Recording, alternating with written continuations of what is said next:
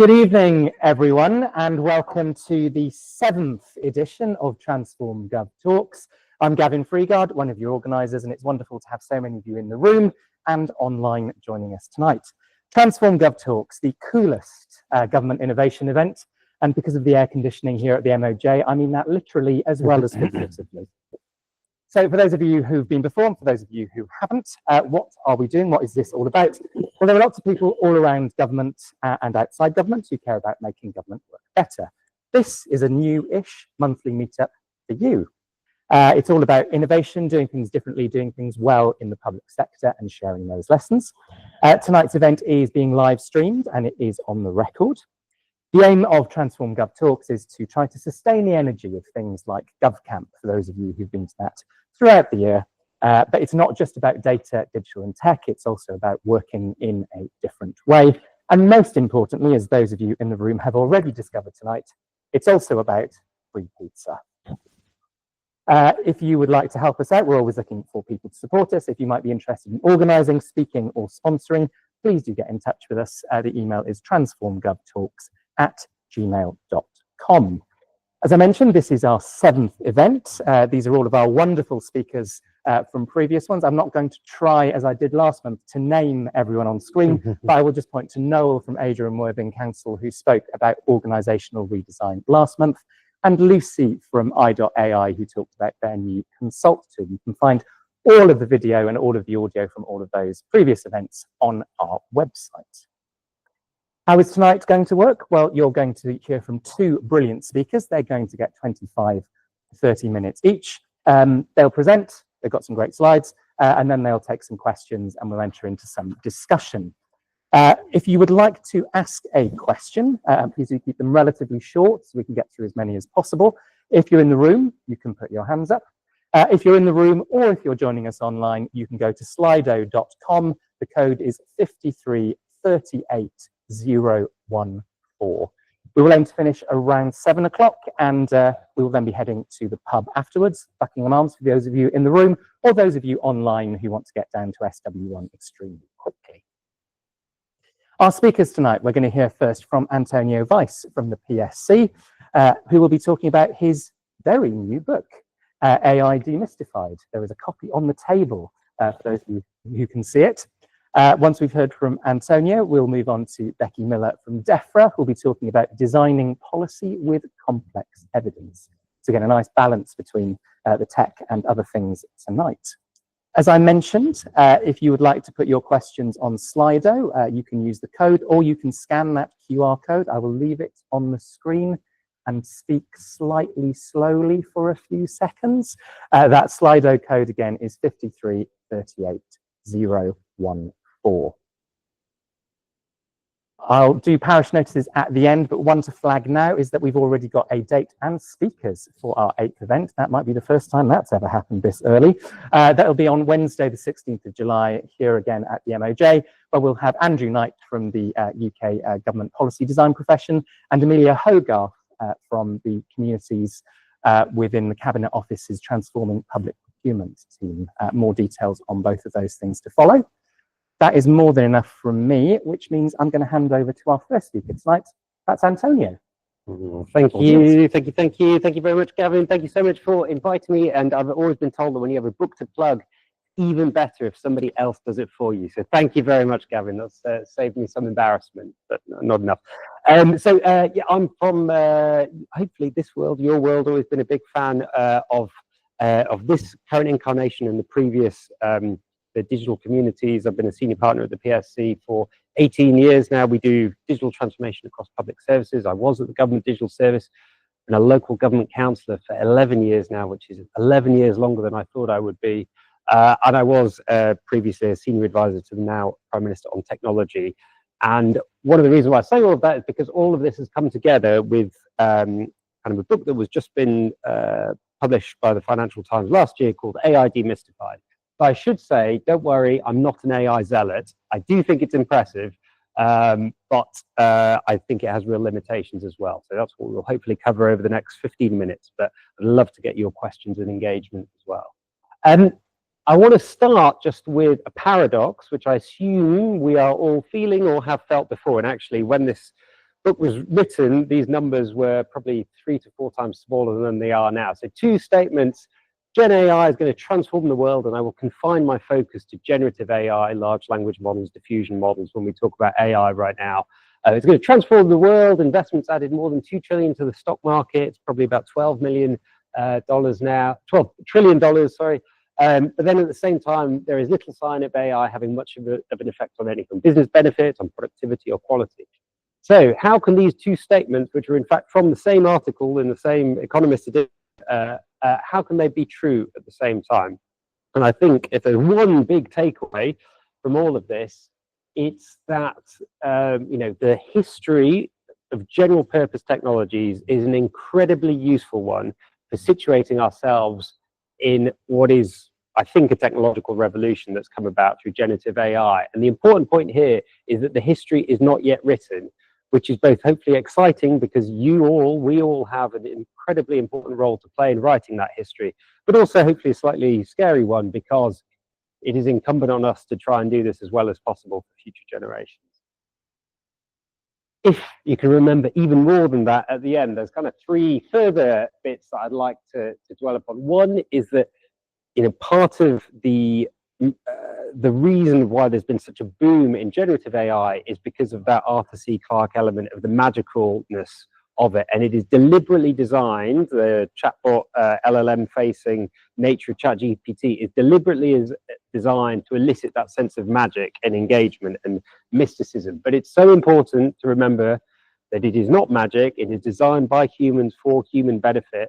And I worry that just as 20 years ago, people would say, particularly execs would say, oh, the tech, it's important, but I don't need to understand it. I just need it to work for me. We will say, I don't need to really understand the AI, just need to make sure it works. And I think that's not good enough. We need to understand at least the fundamentals. Secondly, if you buy the thesis that we're in the foothills of a general purpose technology, that means we're in the in-between times. We don't know how the story is going to end, but there are certain things that you would never regret in that time, and that will be precisely like this: getting together, testing things, learning things. Really importantly, I think I would add, not sneering when things fail or don't deliver the benefits that people hope they might, because it's only through openly doing that that we can actually learn and improve. And I do sense that there is an element of sort of joy when AI doesn't deliver quite the promised new land that it sometimes doesn't quite deliver on. And thirdly, and very importantly, there is a lot that we already know about the world and what works, and particularly in adopting new technologies. And I'm slightly worried that I see people sort of wanting to throw everything up in the air and start from scratch. And I think that is unhelpful and unnecessary. So, next book plug. What is a useful way of thinking about generative AI? I should say, actually, when the book came about, maybe the origin story for all of this was early 2023. With a different hat on, I have a men's fragrance company. Most of the things that I do have some kind of coherence. The fragrance company doesn't. But anyway, for anyone who's built or made kind of physical products before, you'll know that packaging and design is an enormous part of the cost. And actually, one of the things we'd started with the fragrance company was to try and make luxury products slightly more affordable. So we started playing with DALL-E and Midjourney for packaging designs. Our creative director did. And we thought this was very clever, and we thought we'd literally halve the cost of production, which we would then pass on to the consumer. And we told all our customers, and we got, I shouldn't have been surprised, but I was a bit, we got a massive pushback from all of the creators we worked before. How dare you? We thought you were on our side. I'm never working with you again. Where do you live? Etc., etc. And there was that. And then at the same time, I was doing advisory then for the Labour Party on technology and other aspects. And there was the Bletchley Park Summit when it was all about existential risk. And I've really struggled to square what all of this, all of these elements together. And I thought, it's my 5th book. I always think books should be a part of you should know a bit to start with, but it should be part of a journey of exploration for the author as well. So I wanted to try and understand it. And one of the starting points was AI, there's science behind it, but there's also an art. And actually, when you look at how people tweak the weights on models, they really are more art than science a lot of the time. But where does this sit in the wider history of AI, which is kind of post-1950s? 1950 was birthday yesterday, the Turing test. I think classic statistical machine learning techniques, data science techniques, helpful for an analogy to think of that as like a really amazing translator. You still need to have the source material, but they need to understand the rules of the game and how to make the translation happen. Generative AI is much more like fully multilingual, highly creative, highly competent at many, many different aspects of content creation, you know, an amazing creative author. And I feel that's a useful analogy for thinking about the world that we're in now. I said in that first takeaway that we need to understand, you know, a little bit about the fundamentals, and obviously this is very, very basic, but what is generative AI? So what's it trained on? The open internet, you know, Common Crawl is one of the most amazing, I think, technologies that's come about in the last 30 odd years, but that indexing of the open internet is basically what the corpus of the early models was, and even increasingly, or still is now. And many of you may remember a news story that came about last year when researchers from the University of Tokyo found that when people were polite in prompts for models, they generated better answers. And obviously that prompted a lot of soul searching. Well, they're not sentient. How could this be the case? And the answer, I feel, is very revealing. The answer they reckon, they're pretty confident, is that because of a decent chunk, unclear how much, but you know, a small digit percentage of the training corpus from those early models was from Reddit fora. And anyone who's been to Reddit knows there is a real mixed economy of conversations within there. But what they found was that where users on Reddit were more polite to each other, they generated higher quality outputs from their answers. And so basically, when the models were going in to retrieve that information, that's what they were searching for. And I think I really like to remind people of what it's trained on, because when people say, oh, we're going to get Copilot and then a lockdown SharePoint integration and we're going to train up our own models, like this is 11 trillion words for the early models. The King James I Bible is 1 million words. Like, training something on a few PDFs that you have is not going to fundamentally train your own model. This is where it comes from. So that's the source data. The next thing, so 2017 is really the birth of this latest incarnation of AI, the generative AI moment. And that's when Google researchers released this paper, Attention is All You Need, where they effectively describe how a new form of understanding the relationship between words or images as well was formed, and that was called from transformer architectures. And there were previous versions of that, skipgram techniques, but basically it's a new way of doing it at scale with greater data, and that changes the game really in terms of the computational power that can be used for natural language processing techniques, and creates this latest wave of generative AI. And then what's the output? We all know the term, you know, they're predictive, tokenistic, or token prediction systems. Effectively, that you generate, it understands a prompt or a question, and then it generates the next best word in a sentence. So, you know, but if it was asked about my book, it could be the book was squeezed downstairs. That wouldn't be very sensible. Instead, of course, the book is brilliantly written. A little bit about the fundamentals. Now, I was always hugely skeptic. I think my first AI engagement with the Office for AI, I think, was in 2018. I was always massively skeptic about this focus for artificial general intelligence, which is driven, I think, the generative AI movement and investment. But basically, it is very hard to dispute that as the models have got bigger, so that's the training compute levels, the floating point of arithmetic calculation, that's basically an index of how big the models are. As they have got bigger, and DeepSeek is an addendum to this story, which you might want to talk about. And people still dispute this, and I struggle a bit because I haven't drunk the Kool-Aid, but on most tests by most rigorous forms of academic institutions, AIs, large language models, are better than the baseline performance of humans. They've been better than us at image classification when we were all clicking what the bicycles are on the squares and what the bridge is. We were training the models to be better at image classification. They'll be better at that for a decade. They're now better at language understanding, competition level maths, reading. On discrete PhD level science questions, you might have seen some stuff saying, actually, well, if you ask even more complex things, they fall down on their reasoning. But they are pretty amazing. And I think the reason why that's important for us is because if we believe citizens deserve the best public services possible, and this is the best or better than what humans can do, then we have to ask the question, well, why wouldn't this be, as a first port of call, a consideration for usage?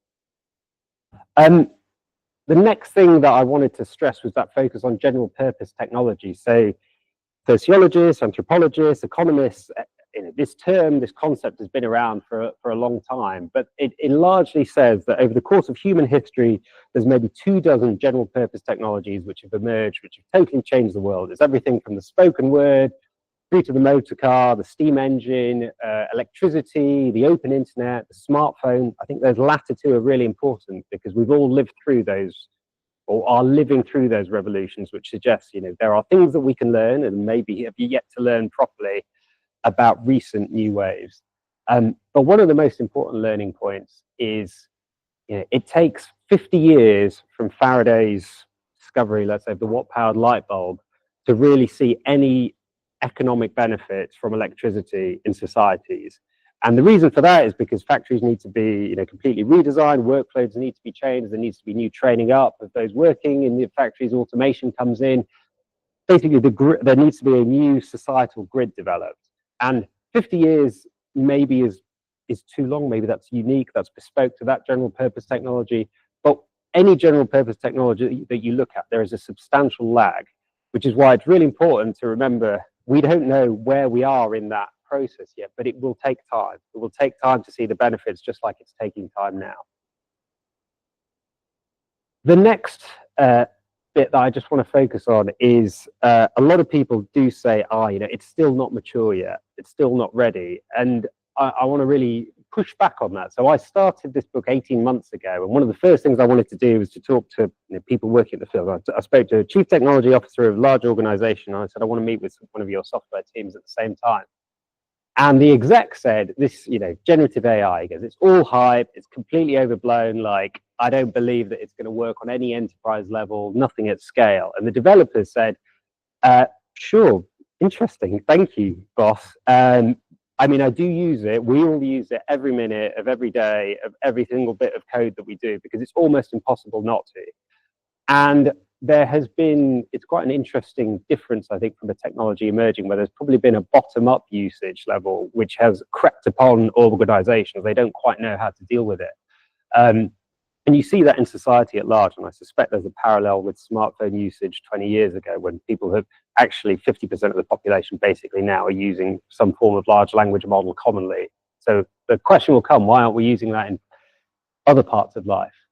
And the second part of AI Demystified, the book, is really saying everyone knows about software engineering, everyone knows about having a nicer email or chatbot, but actually there is a wide range of other use cases from healthcare, which I would say the risk is too high to use in common, so I don't think it's mature enough, but through to marketing, social media, prototyping, education use cases, language translation, which are being used in anger at scale by many organizations already, and are demonstrating not only sort of hypothetical benefits, but real benefits. And I think we need to learn from those. So a few examples, you probably have seen something about this similarly before. So this was a study, Harvard Business School with the Boston Consulting Group, basically saying, does consultants' performance improve through using ChatGPT at the time? And they divided the consultants into bottom half skilled ones and top half. I don't know if they told them that at the time. But they found, higher quality of outputs, greater speed, greater throughput of the tasks. And the important point is there was such a range of activities for which you could get a high quality of output from. It was everything from generating ideas for a new shoe aimed at a specific market through to writing a 2,500 words article for the Harvard Business Review. And there was, I certainly felt there was real schadenfreude to go through from people looking at the consulting industry at the time, because they'd always thought they were going to be okay. Chatbots we all know about. Klarna, they have some concerns about job displacement, which I think is very real. That 2/3 of customer service chats are now regularly used by ChatGPT.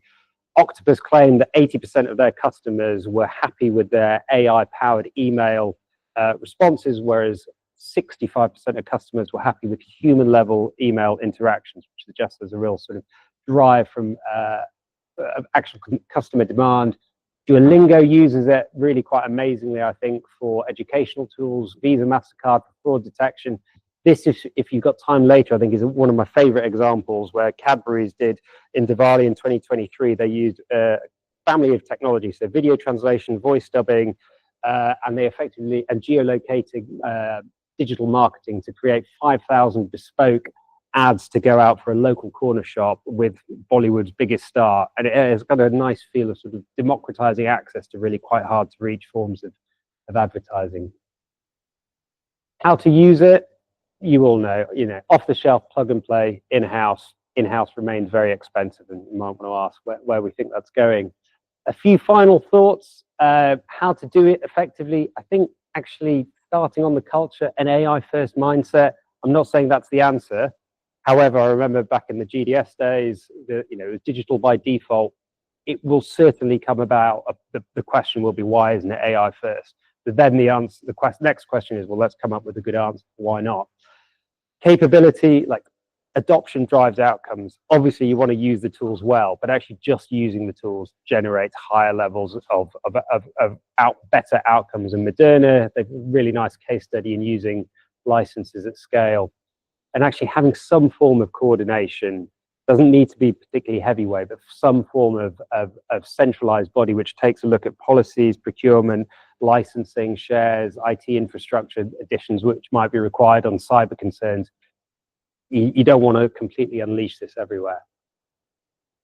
Final two slides. One, I was really struck by this. The politics of this are shifting so quickly. I mean, in just 5 years, I remember everyone was expected to be on site. Then now it's hybrid. We thought we'd always have drivers in cars. Now TfL have the big deal with Uber and Wave to look at driverless cars. And the point here, I'd say, is we all are saying, don't worry, humans will be in the loop. Humans are always going to be in the loop. The productivity benefits don't really make sense for the amount of investment going into AI if that's always going to be the case. I think the question will be is how big is the loop? And I think we all have to really engage with that question. And then the final points, these things, GDPR, legal and policy commitments, risk thresholds, cybersecurity, IG, responsible AI, checking and tracking and being honest about the carbon emissions that do go up through using this. The question is, how do you change your workflows to offset that? All are still valid and still true, and not a reasons to not use AI. In fact, they're reasons to use them to help you understand. And we know what works about the world, and AI doesn't solve all of that. So the Beveridge report, we say here, what do we know that's wrong about Britain? Ill health, big issue with ill health. Well, the real issues that solve that, the social determinants of health, good housing, addressing social isolation, better, healthier living. AI can help with some things, it doesn't help with those. That Brunel said in the steam engine age that what we've seen is nothing compared to what will come. And I set that challenge, I suspect, for all of us that, we don't know how this story ends, but our responsibility is for future generations to try and engage with this actively and understand what sort of world we want to leave once AI has left its imprint. Stop there.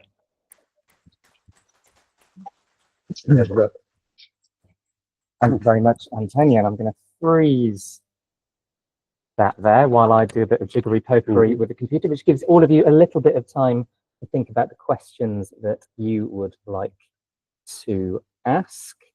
Please do keep them relatively short.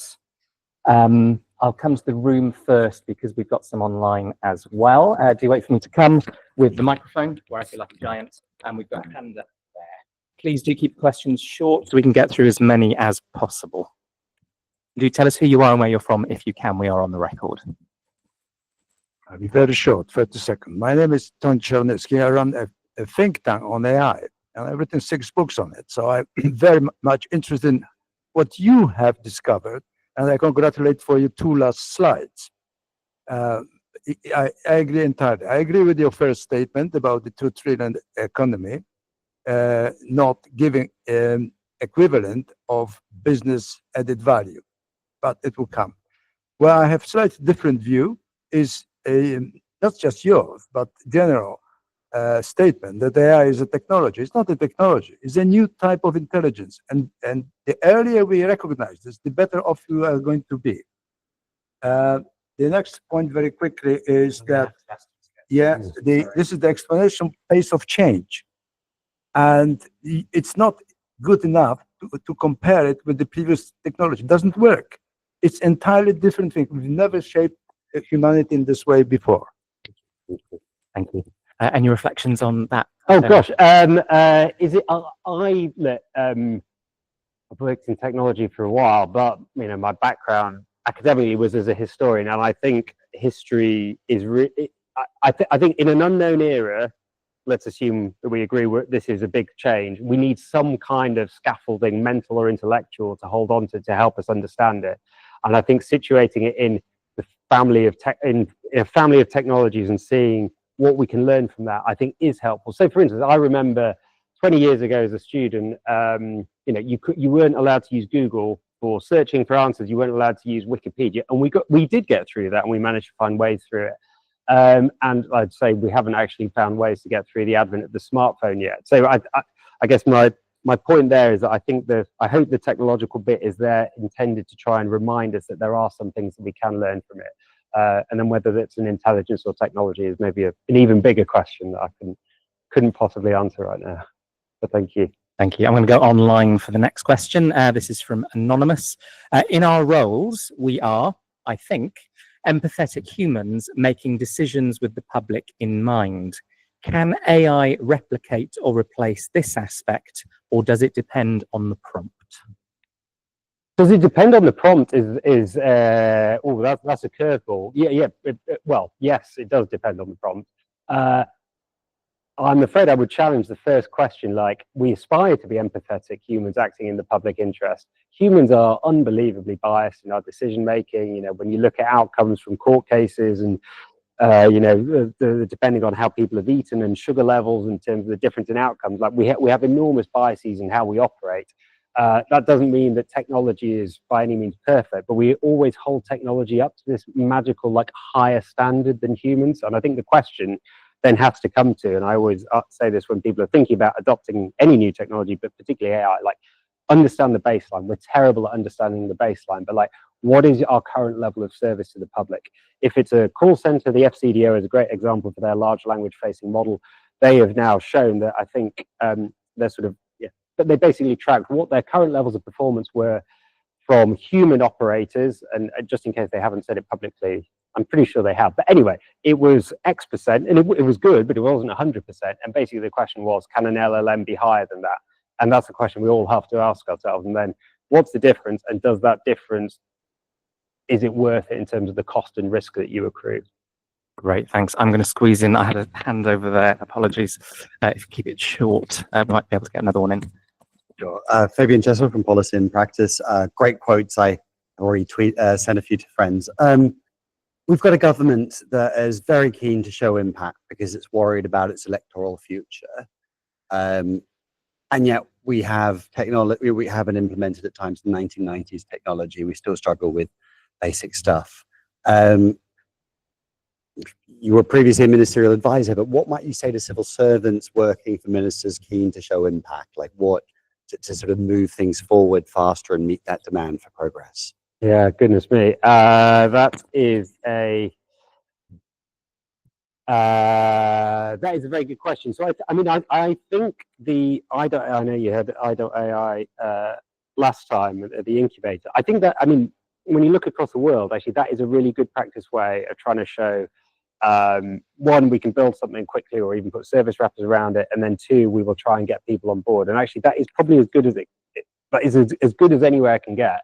I think the really unhelpful answer is we have to manage expectations, that isn't necessarily going to change the world and everything. But that doesn't mean we shouldn't do it. And then the second bit is, you have a very interesting question about kind of what is the retail offer to the public, because obviously politicians are concerned about that. I think there is some research on this and we need to face into it, but basically we are getting to, I think we will get to quickly a tipping point where people will get used to everyday interactions being with large language models, and they will say that the interaction is better than it is with human operators. And my example here is dating apps now. Almost all of them have some kind of AI assistant as their default first interaction. So that means there will be a whole generation of whole future cohorts of couples or more whose first engagement was through AI. And I think therefore the question is showing that we are using technology probably does have some kind of retail benefit, and actually talking about that hopefully does have a political benefit. But then the third point is we can't forget the basics, and you don't get any of the benefit unless you invest in cloud first data quality and cybersecurity on top. And we can't, it's unfortunately it's yes and, but that is really hard, and that is one of the real challenges of public services that we can't pretend isn't difficult. I'm going to squeeze in one final question. We've had so many online. This one's been upvoted quite a lot. This is from James Arthur Cattell. Hello to you, James. I love what you said about being polite to the AIs. Question, what data is there on other modes of being human and interacting with them? Oh, gosh. Well, that's a great question. I should say sadly, well, not sadly, because it's for a good reason, that polite factor no longer is a thing. Because the frontier model developers found that that polite factor was costing them quite a lot in additional sort of prompts and subsequent emissions and electricity costs that came from it. And James, a very good question. Basically, it's changing all the time, and they are like a couple of years ago, people would say chain of thought reasoning, like a sort of pre-Socratic dialogue way of engaging with the model, gave you the best quality answer, and people would also say you have to give really detailed prompts, situation, task, action, and the results that you're looking for. All of those things are still good, but they are fine-tuning the models all the time to require as minimal prompts as possible. So the unhelpful answer is we don't really know yet, but almost certainly they are designing them so that somebody can engage with them almost unthinkingly via a device that probably isn't their phone anymore, and it can still generate a high-quality output. So more is still good, but the future is less. Great. I suspect it's a subject we'll be coming back to many times. Antonio, thank you very much. Thank you. And if you'd like to hand that over to Becky, we'll invite Becky up to the stage.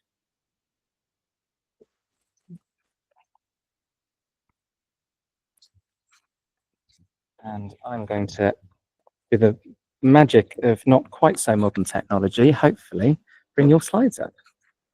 Perfect. Not exactly. That's good to click it. Thank you. Yeah. Okay. Cool. How's that? Can people hear me okay? Yeah. Sounds good. Thank you. Cool. Okay. Yeah. Not quite as techy, more at the other end of the scale. My talk, but it'll be interesting. Probably get some questions off the back of Antonio's talk and how this kind of process might evolve. But yeah, I'm going to talk about, so my name is Becky Miller.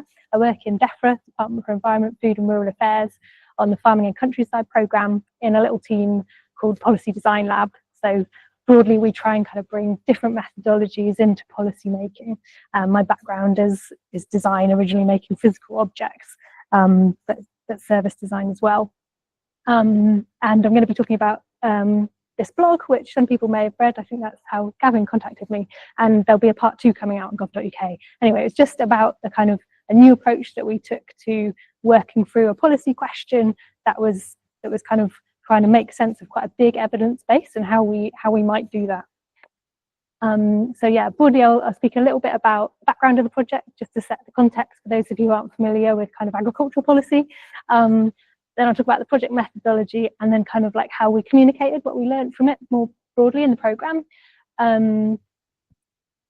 Yeah, and I can't kind of really talk about the detail of the policy for obvious reasons. So there's some bits that are kind of blacked out on the slides for that reason, but I don't think that kind of adds much more to it. I want to kind of talk about, yeah, the approach and why that potentially adds value. Big project team as well, not just me.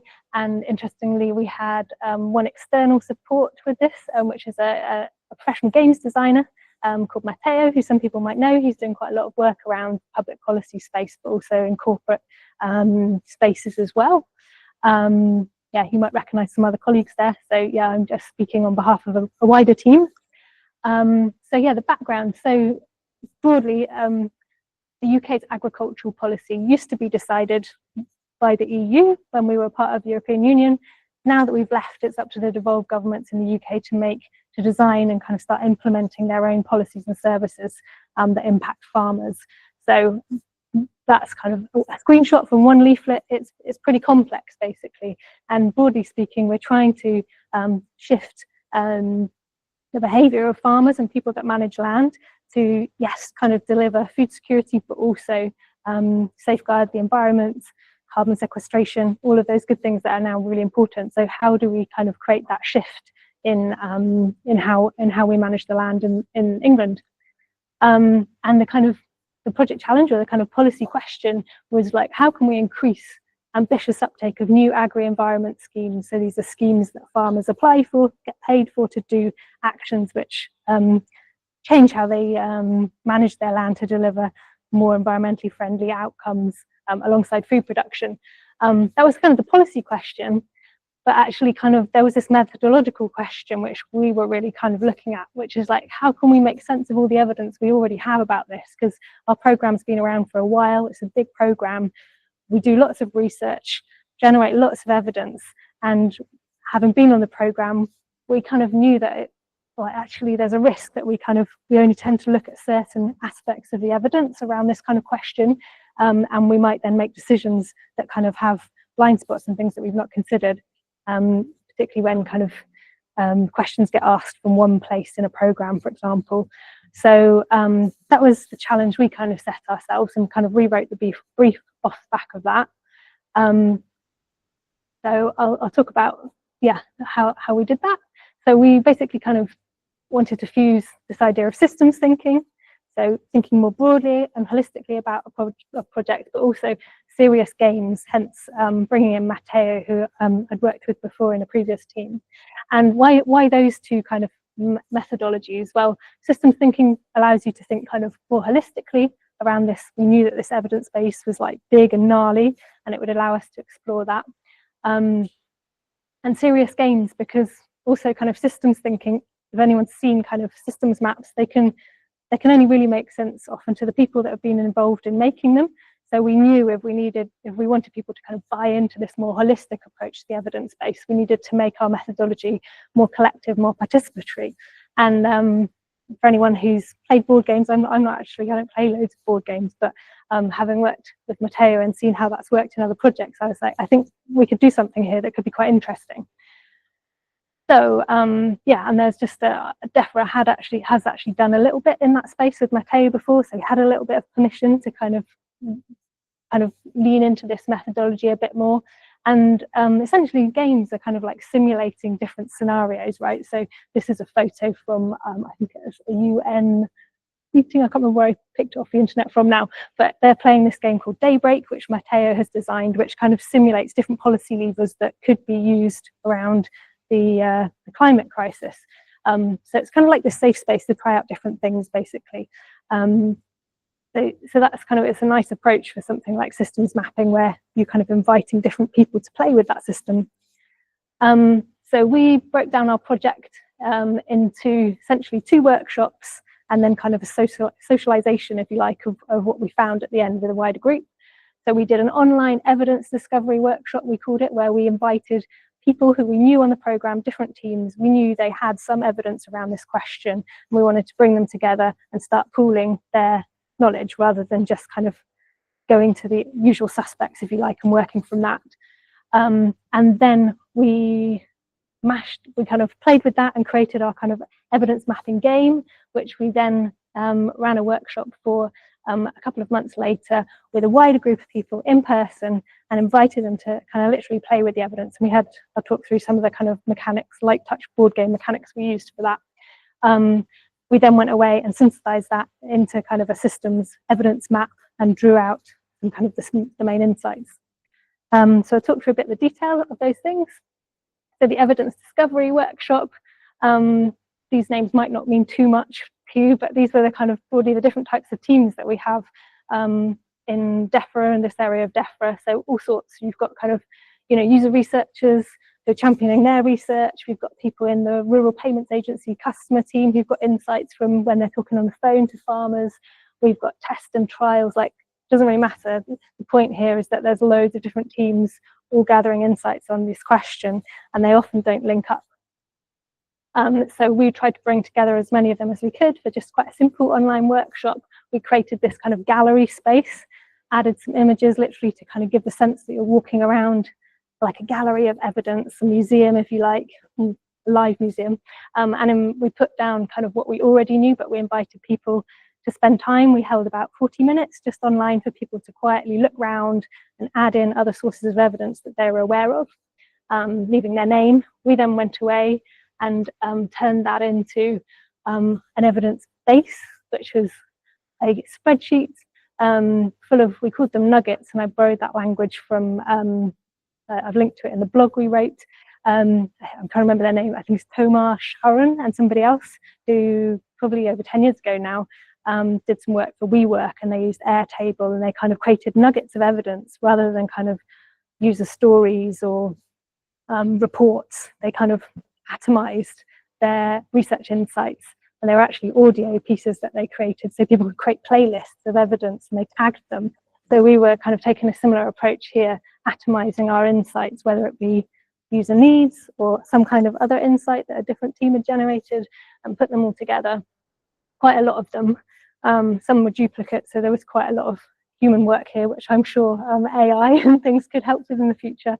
But we crunched through it ourselves. I think we got down to about 120 nuggets, which we then printed off as cards, physical cards, because we felt that we wanted this workshop to be really interactive. The whole point was kind of getting people together to deliberate this evidence base. And so you can see we kind of created these little tags for the different types of evidence. It wasn't really like a thematic analysis, it was more to help orientate people visually in the workshop. And we also gave a confidence rating to the evidence based on how many sources we had for each bit of evidence. And I won't go into detail, but we kind of allowed people to look back at the source as well, to have that kind of robust sense of referencing, which, you know, I think people would want to interrogate in the workshop.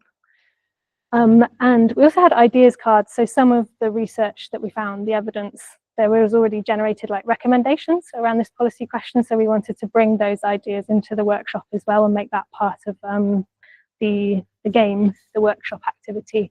So there was 50 ideas cards as well that we created.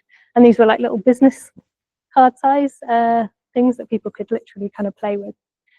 So the evidence mapping workshop itself, I'll just talk through how that ran. Really the main aims of the workshop was to create this deeper collective understanding of the evidence base, which we kind of knew from our own experience in the programme didn't really exist. You kind of saw things, initial ideas around this policy challenge, and you just knew that there were bits missing of the picture that they didn't have. And we were really keen. We tried to invite as many different kind of professions into the room as well. So people that are both generating the evidence, but also people who are more in that decision-making space around, you know, what policies or things might happen because of this research that the program's created. And we were really trying to kind of get people to identify and come to some kind of consensus around the things that were kind of blocking or driving uptake of these new agri-environment schemes that that the government was trying to promote to farmers, and particularly like their ambition. Why might they just be going for the easiest thing? Why wouldn't they be doing these more ambitious actions on their land? And just having that conversation around, it sounds really basic, but it's kind of quite hard to mediate that online and in our siloed teams. So the day kind of looked like this. We had a bit of a talky bit up front, and we also just invited people to just get out their biases on flip charts. They literally asked that question: why don't you think farmers are being more ambitious with what they're doing with their land? It was quite important to allow people the space up front to get their initial thoughts out, so they could put that to one side and then lean into the kind of the workshop activities we had for them. I should say as well, we kind of caveated at the beginning, like, this is a new methodology, we're kind of testing it, you're testing it with us, so please lean into it, you know. And we asked people for their feedback as well. How was this at the end of the day? To help people kind of relax into it, because it's quite different, I think, from what most people had experienced in terms of doing kind of evidence review. And then The morning was all around kind of socializing the evidence base. So we had all these cards, and we had some, we didn't have an icebreaker as such, but the cards themselves provided the icebreaker. So we dealt out, I think it was 6 or 4 cards to everyone. We got people on their feet, swapping cards, and getting to know each other, and also getting familiar with the evidence. We then invited people to stick the evidence up on the wall and kind of create a gallery which stayed in the room for the rest of the day. And then in the afternoon, we kind of did the board game part of mapping the evidence together. So yeah, exploring the evidence. I should say we had 2 sides of evidence cards. They were a bit bigger for the morning session. They were like postcard size, and then we went down to the business card size in the afternoon. We played what we called an evidence chain game before we did the evidence gallery. So I'm not sure how I'm doing for time. Should I keep whizzing through a bit? Yeah. We basically got people had 4 cards in their hand. We asked people, we had 2 rounds of this game, 2 questions in green there. First of all, we asked people to pick the card in their hand that they knew most about. So it's probably some of the evidence that they were quite familiar with. And we asked them to go around the room trying to connect a chain, so trying to find other evidence that was related to that by swapping cards with other people. And then we asked kind of the reverse question: what's the card in your hand that surprises you most? Perhaps research or evidence, insights that they weren't familiar with, and create a chain of evidence off the back of that as well. So it was quite a nice way to get people mixing in the room, and also getting familiar with the evidence base that we then wanted people to start discussing in more detail later in the day. And then after that, we asked people to literally create the evidence gallery. So we did have those themes on the cards, which I mentioned earlier. Again, it wasn't really a thematic analysis, but it was more just to give structure to the kind of the mass of evidence that we had. And we also made some posters with links to kind of videos that we knew existed, but we knew that everyone hadn't seen. Some really nice ethnographic research that we've done on the programme, and give people the opportunity to review that over lunch. So then we had lunch. Sorry, that was the showcasing the evidence. So again, just kind of, yeah, imagine going to an exhibition about this theme. We wanted to kind of create that kind of sense of exploring the evidence collectively. Yeah, and then after lunch, we had it was a room not dissimilar to this actually. So people were sat in groups of 5 or 6 with this kind of loose board game framing, and in the middle was the kind of the aim of the game. Like we were trying to identify, it says there, uptake of ambitious scheme actions. So, you know, what things drive towards that. And anyone who's done kind of that causal loop type system mapping, that's kind of what we were aiming for. We specifically didn't call it system mapping though, because we didn't want people to kind of get caught up in technicalities. So we called it evidence mapping, because it's kind of literally what we were doing, you know, mapping our different kind of theories of change that people had in their head and understanding how they knitted together, but also how maybe other people's ideas differed from that, and getting people to deliberate that around their tables. And we did it like, you know, wedding planning. So we mixed people up as well, made sure there was a mixture of disciplines around the table. So yeah, the aim of the game was for people to identify the causes and effects that that were kind of driving or blocking scheme uptake. So I'll show some photos of what the different maps look like. They're all a little bit different. And again, we reminded people, like, you know, don't worry too much about what your map looks like. It's more the kind of the discussions as well that come out of it that were really important. And we had a note taker at each table. And also just the process of people going through, taking part in this activity was really important, because we could have done it in a group of small people, but then trying to kind of socialize any kind of recommendations or insights that come out of it, probably quite challenging, just because people hadn't been part of the process. So, you know, the workshop itself and the time spent together was almost like one of the key outcomes too. So yeah, the kind of very light touch game mechanics we used. So everyone had 6 cards around the table, and they took it in turn to play some of their cards. So on their turn, they could do one of 3 actions. They could add a card from their hand to the canvas, and then draw a line, kind of showing how it influences other cards that are already down, or relates to the kind of the principal node in the middle that everything is pointing towards. They could move the position of 2 other cards as well, so change kind of what's down there already. They could connect 2 cards. Essentially, there's all these different, you know, people kind of played it slightly differently, but we had some loose actions there for people to start having their conversations in a kind of, hopefully a constructive way. people could also discard all their cards if they didn't feel there was anything there that was of interest to them to talk about, and pick another set of cards. Yeah, we were reminding people, don't worry too much about what it looks like. It's really, it was a social process that was the really important thing here. So we did a round with the evidence cards, and then we also did a round with the ideas cards as well. So getting people to put down ideas for how these things, an intervention, how that might change the system. And we also played in this, we reminded people of the styles of government action framework, which people might be familiar with, just getting people to basically think a bit broader than the usual kind of policy interventions that we might gravitate towards. And on our program, it's like, incentivizing things or having regulation often. So trying to get people to think a bit out of the box. So yeah, this is, that was the, sorry, yeah. One image of what they look like. I should have put others there, I'm sorry, but they were, yeah, just to demonstrate that they were kind of relatively messy but well used. People really did kind of get lots of cards down. There were lots of discussions happening, and people really liked the tacticality of it, and the kind of the gameplay kind of helped everyone have a voice around the table and gave it a nice structure. And then we finished off the day by asking people to come up with how can we questions, perhaps reflecting on what they'd put down at the beginning about what they thought the solutions were to this question of getting farmers to take up these agri-environment schemes. And actually people were starting to think, oh, maybe it's not just agri-environment schemes, maybe there are other things that we can be doing to drive towards that main outcome of changing how we use our land for environmental outcomes and food production. So that was quite interesting. And then I'll just talk quickly about how we then socialize that beyond the group of people that are in the room.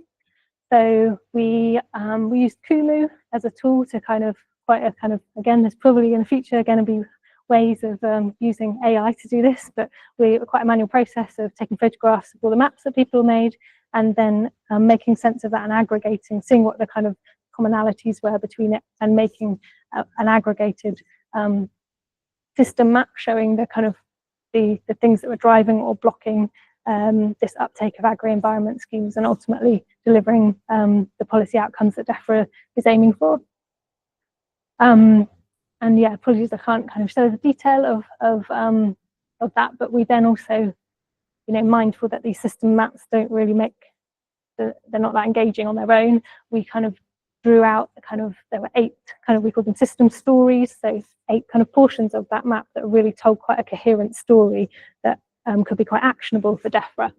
And we reminded people that this isn't just a thematic analysis, it was more around the relationship between these insights and how they were connected. And yeah, they weren't kind of in priority order either, it was more around storytelling, so how they connected to each other. And then I just kind of sharing the layout of how we tried to share this. So each system story, we kind of tried to bring it to life with images, which often are kind of, these recommendations can be quite dull. So we're trying to bring it to life with what does that lived experience feel like around this system story. And also reminding people that this system story, it's not the same for every farmer or user or whoever we're talking about. It can play out kind of in a more positive sense for some farmers, or others in a more negative sense, depending on how they experience this particular thing. I appreciate that's hard without the context of system stories, but basically that it could be a driver or blocker, if that makes sense, depending on how that lived experience plays out for someone. And we used a tool called Loopy, which someone told me about and had to play with, which is quite a nice tool to use in government because the data isn't hosted anywhere, which is handy, but it allowed us to, can't see it because it's PDF, but you can Google Loopy and have a play. It's super simple, but it allows you to kind of visualize these kind of cause and effect chains, and that helped us to communicate sometimes these quite complex relationships between different things that are going on in system map, so just simple animations. And then we had a page which, again, reminding our kind of readers, if you like, and people at show and tell, that there's this range of policy interventions that we could be using. And we, in our kind of analysis process and our write-up, and from the workshop, we were able to identify areas of work that are already happening in some of these system stories that might not be common knowledge to all the kind of policy teams.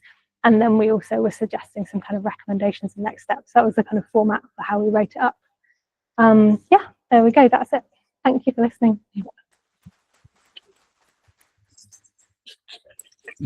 Thank you very much, Becky. We've definitely got a bit of time for a couple of questions. I'll ask people to put their hands up in the room in a second. Also, it's slido.com 53 38 014 if you're not already there. We got any questions in the room? Otherwise, I've got one online that I can start with. I'll take both of them if you can keep them short and wait for me to come with the mic. I'm going to walk in front of the camera and break all of the rules. Never mind. Hi, Andrea. Actually, I saw a lecture from RCA last year, I think. I was wondering if there was someone participating that had some background in farming. I don't know how much you can share, but I heard there's a lot of specialists from different fields. But yeah, I know you can't show the insights either. But I could just take this one as well. Hi, I'm David. I'm one of the organisers. I was really interested when you said there were some decision makers involved in the process, and I'm just interested as to how you get further and further up the decision making tree, especially as you get towards the minister, how much they care about process versus just being given a set of choices to work on. Are they really interested in how people came to these conclusions? Yeah, great question. Andrea, your question around kind of who was in the room and were there farmers in the room? And I suppose on our programme, there are some civil servants who are also farmers. I can't remember if we had any of those in the room, but I think your question is more about, were there actually farmers in the room? And no, there weren't. We would have loved to, but kind of almost a little bit linked to David's question as well. I think I'd phrase it, but there's, trying to, my background is kind of advocating for bringing lived experience into the room. So we'll always try to do that. But it's not always possible for various different reasons. But I think the really nice thing was that by the end of the day, when we held that kind of reflective time at the end, we held about half an hour, inviting people to come up with the how can we questions. But there were also some just reflections on the process itself. And people naturally kind of had come, or a few people have been like, actually, to really get the benefit from this, we need farmers in the room because we are still going off the back of our assumptions of what their lived experience is, right? It's still secondhand. So, it would be even better if we got people with lived experience playing this evidence mapping workshop, because we've still got blind spots because we don't have their lived experience. So, yeah, I think that's the right aspiration to have. Yeah. It's great that you started off with our biases.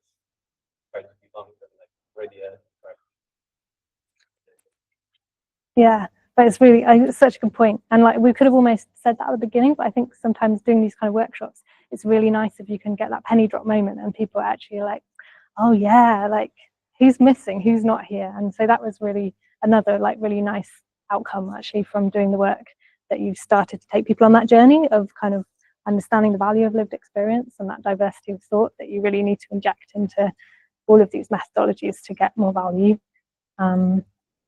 Yeah, and I suppose to your point, David, as well, kind of related, but the other end of the scale.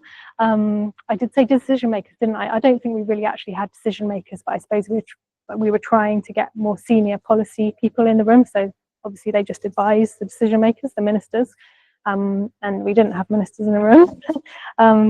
But I think, and yeah, your question was how much they value the process. It's such a nuanced thing, isn't it? And I don't think people value the process until they've been involved in it.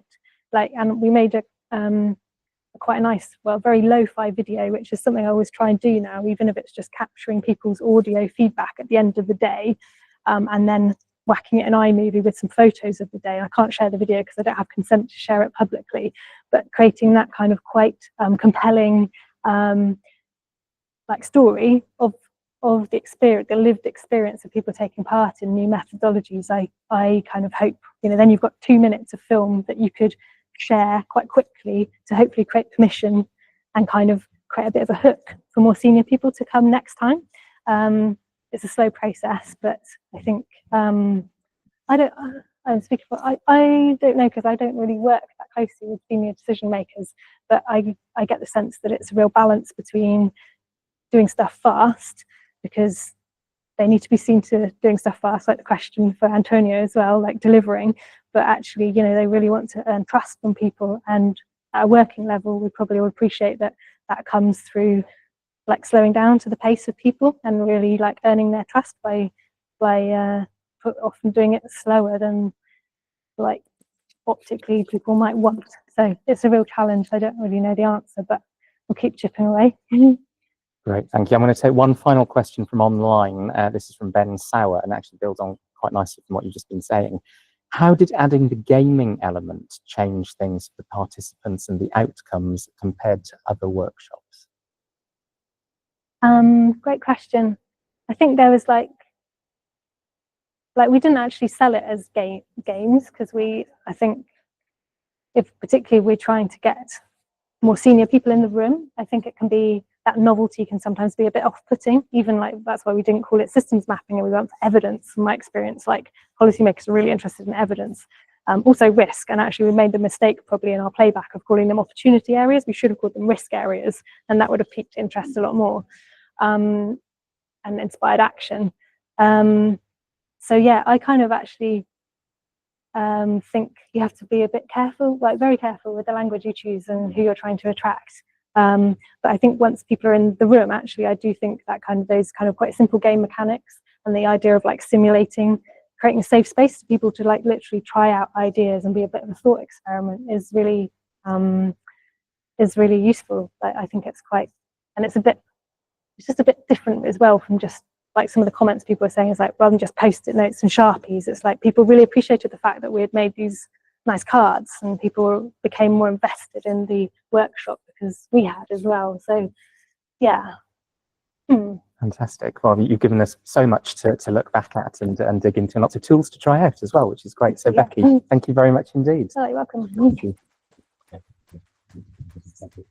Now, I am the only thing between all of you and the pub, so I'm going to keep the parish notices extremely short.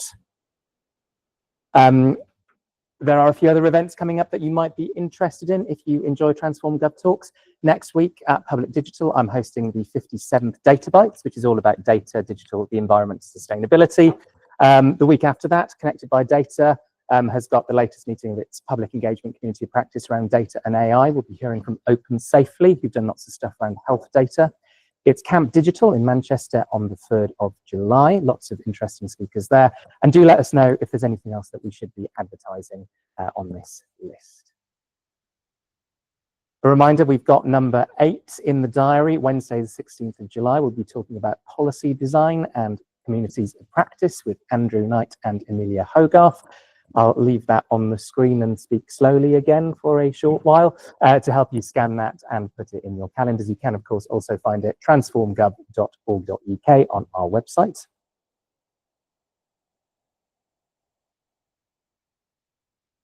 We can always do with some more help. So if you'd like to help organise, speak or sponsor, we need somebody to sponsor us to keep us in the free pizza.